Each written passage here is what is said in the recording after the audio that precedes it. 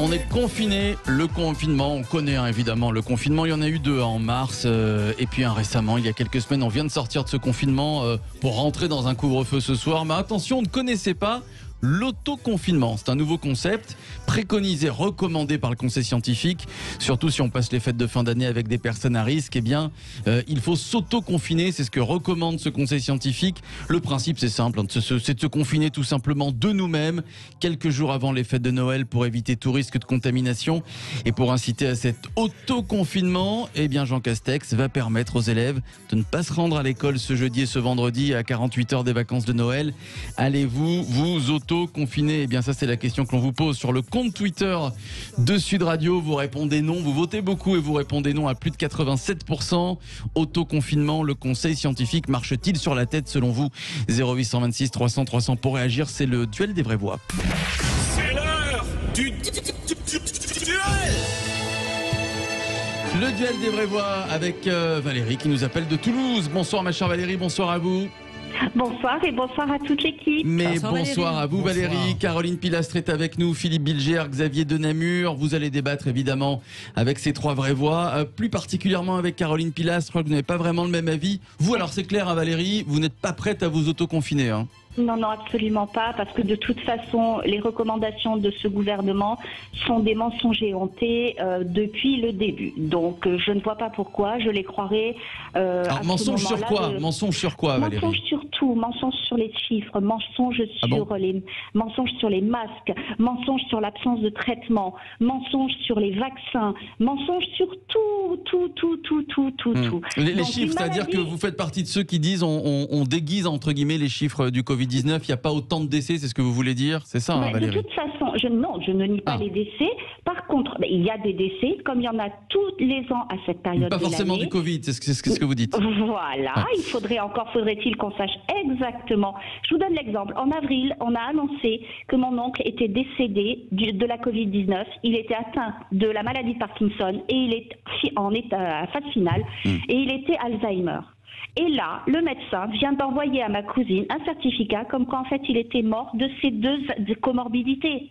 Donc à un moment donné, si vous voulez, on ne peut plus croire ces gens-là. C'est peut-être la Covid-19 qui lui a été fatale aussi. Non, non, même pas, parce qu'on dit qu'il est mort de mort naturelle et dû à sa maladie.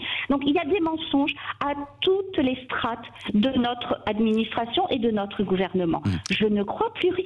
Je me suis renseignée, je me suis fait ma propre opinion, c'est un fait. Je ne regarde plus les médias mainstream, parce que de toute façon, tous les médecins qu'on entend n'affichent pas, ne disent pas quels sont leurs liens d'intérêt.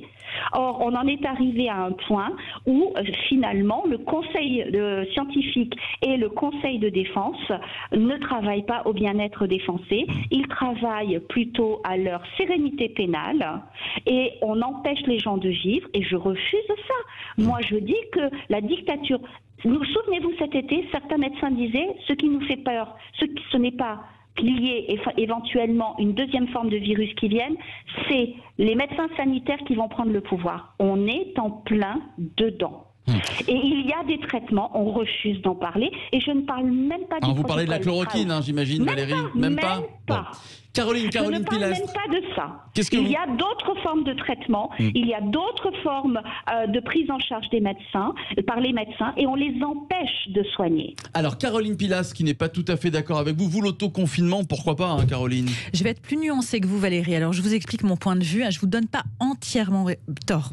C'est-à-dire que ça n'est pas illogique, vu la période, pour faire prendre le moins de risques possible aux gens qu'on aime, en l'occurrence parents et grands-parents quand on en a, de faire attention à ces sorties. On peut quand même essayer de restreindre là où il y a le maximum de gens, c'est-à-dire dans les magasins, les supermarchés, puisque le reste des activités, de toute manière, on n'y a pas le droit. Donc en soi, je ne trouve pas que ce que dit Jean Castex, dans ce sens-là, est illogique. Maintenant, il suit évidemment les recommandations du Conseil scientifique et des sachants. Sur la judiciarisation des cas, bien évidemment que notre pays, comme les autres pays, ont très peur de ça. Donc, ils prennent des mesures aussi en fonction de cette question. Maintenant, là où moi, ça me pose un problème, c'est qu'il faut une organisation en termes de planning pour s'autoconfiner. Parce que les gens qui travaillent en présentiel, si c'est une caissière, si c'est une personne qui travaille dans un commerce de vêtements, c'est compliqué, comment fait la personne si elle ne peut pas faire garder ses enfants? Et même quand vous êtes en télétravail, avoir des petits ou des ados qui vous réclament régulièrement des choses au sein de votre logement, ça vous déconcentre dans votre travail. Donc c'est faisable pour certains, mais certainement pas pour toute la population. Alors, est-ce que les Français vont suivre les recommandations du Conseil scientifique? Philippe Bilger, on dit souvent que les Français sont de bons petits soldats, ils obéissent souvent. Ils aiment bien d'ailleurs avoir des recommandations, les Français, Philippe. Je ne dirais pas comme Valérie que ce gouvernement ne cesse pas de mentir, mais je dois manquer de vivacité intellectuelle parce que j'avoue que je m'y perds entre la multitude d'instructions, de conseils, d'injonctions, de contradictions qui sont déversées et peut-être également par le Conseil scientifique. J'avoue que je n'y comprends plus rien et il faut vraiment que vous m'ayez expliqué, Philippe, ce qu'était l'autoconfinement pour savoir qu'en réalité, je le pratique depuis longtemps. Ah oui, oui, c'est vrai. Xavier de Namur. Moi, ce qui me dérange, en fait, dans tout ça, c'est quand même une grande incohérence. C'est-à-dire on a rouvert les magasins, donc c'était quelque chose qui était un peu inévitable, parce que le moteur de la croissance, c'est la conso en France. Donc il fallait, tout le monde allait s'entasser dans les magasins. Par contre, fermer les écoles 2 jours avant pour qu'on aille s'entasser dans les magasins avec les mômes, parce qu'en fait, je pense pas qu'il y aura une autodiscipline. Faut arrêter de déconner. Moi, je me souviens, enfin, en tout cas, ceux qui ont lu La Peste de Camus savent que tout le monde était favorable à la quarantaine d'Alger, mais tout le monde avait des bons motifs pour sortir et pas respecter. Donc on a bien pour moi c'est un énorme problème, c'est qu'on met, je dirais presque la naissance du petit Jésus avant l'importance de l'école. Et moi je trouve que l'école c'était plus important et je vois pas l'intérêt de sortir les mômes 2 jours avant parce que ils vont faire quoi avec les parents? Qu'est-ce qu'ils vont faire? Ils vont aller faire les boutiques.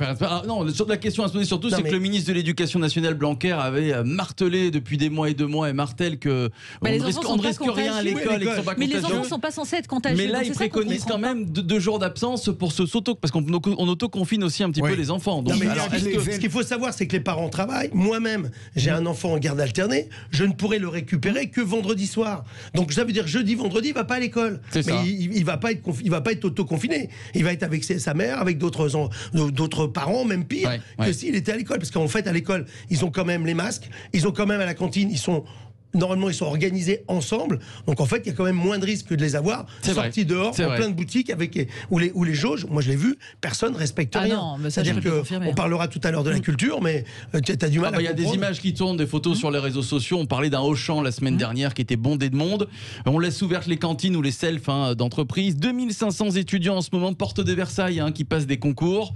Et on nous demande de nous autoconfiner. C'est vrai que Philippe Bilger, on a du mal à comprendre quand même. Ah, bien sûr, mais c'est pas la première fois. Mais même si je n'ai jamais été un spécialiste, je crois que ce gouvernement, au fil du temps, accumule les choses que les Français ont de plus en plus de mal à comprendre. Et entendons-nous, je ne jette pas la pierre en disant que c'est facile. Mais j'avoue qu'on ne comprend plus très bien et on parlera tout à l'heure, vous l'avez dit Philippe, de la culture et des restaurants. Et là, ça atteint peut-être le comble. Oui, voilà, puisque le monde de la culture et du spectacle manifeste ce mardi des opérations prévues, notamment à Paris, à partir de 18h30. On va en reparler, on va se retrouver dans quelques instants, évidemment, dans un instant pour la suite des débats des vraies voix. Emmanuel Macron qui a annoncé donc hier un référendum sur le climat, inscrire la défense et la protection de l'environnement et du climat dans la Constitution. J'ai entendu beaucoup de choses, c'est sincère, c'est un coup de maître, un coup de génie, j'ai entendu ça, c'est un coup de com', c'est un coup politique, c'est une manœuvre électorale. Qu'est-ce que c'est selon vous? 0826 300 300, les vraies voix en débattent dans quelques instants. À tout de suite.